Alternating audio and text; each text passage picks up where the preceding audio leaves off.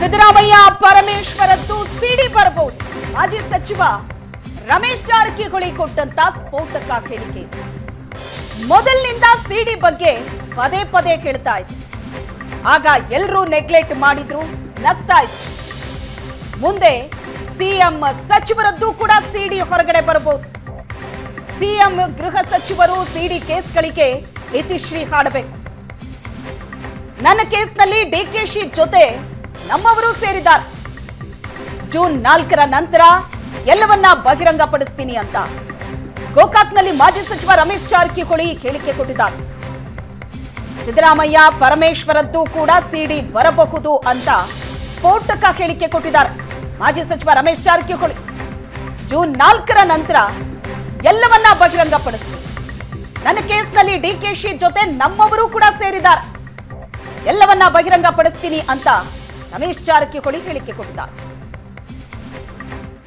ನೋಡ್ರಿ, ಯಾರು ಈ ಸಂದೇಶ ತೋದಿಲ್ಲ. ನಾನು ಮೊದಲಿಂದ ಪದೇ ಪದೇ ಹೇಳ್ತಿದ್ದೆ. ಅವಾಗ ಎಲ್ಲರೂ ನನ್ನ ನೆಗ್ಲೆಕ್ಟ್ ಮಾಡಿದ್ರು. ನಂದು ಆದ್ಕೂಲಕ್ಕೆ ನಕ್ಕೊಂಡು ಕೂತಿದ್ರು.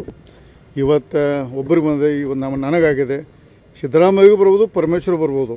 ದಯವಿಟ್ಟು ಗೃಹ ಸಚಿವರು ಮತ್ತು ಮುಖ್ಯಮಂತ್ರಿಗಳಿಗೂ ಇದು ಪಕ್ಷಾತೀತವಾಗಿ ಒಂದು ಇತಿಶ್ರೀ ಆಡಬೇಕಲ್ಲಿ ಅವ್ರ ಕೈ ಮುಗಿದು ಕೇಳ್ಕೊತೀನಿ ನಾನು.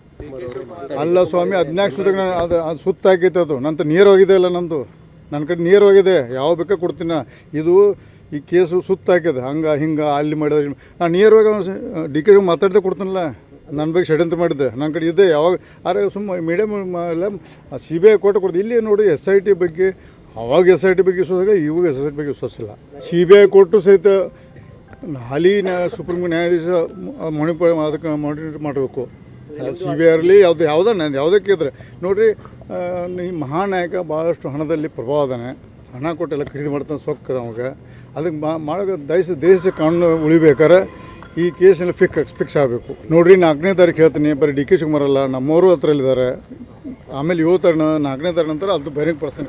ಈಗ ಯಾಕಂದ್ರೆ ಸತತ 4 ವರ್ಷದಿಂದ ಭಾಳ ಕ್ವಶನ್ ಹಾಡು. ನೋಡ್ರಿ, ಯಾರು ಈ ಸಂದೇಶ ತೋದಿಲ್ಲ. ನಾನು ಮೊದಲಿಂದ ಪದೇ ಪದೇ ಹೇಳ್ತಿದ್ದೆ. ಅವಾಗ